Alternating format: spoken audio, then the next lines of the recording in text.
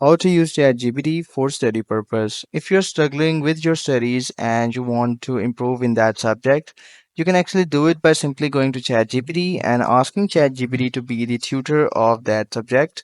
And it will provide you each and every detail from 0 to 100 that you're going to need to improve in that subject.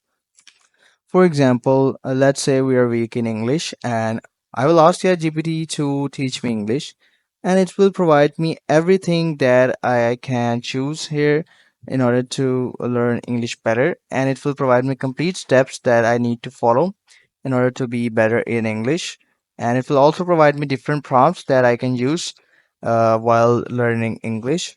Let's say I want to learn English grammar. I can simply go and select English grammar here. I can also go and I can use this voice mode. Here I can select different voice assistants and I can directly talk to them about any topic, about any studies, and have consultation from ChatGPT Direct.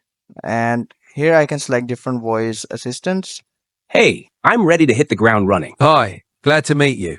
Hi there. Nice to meet you. I'm excited to help you get. You can select that and you can start talking to them about any subject that you want to learn.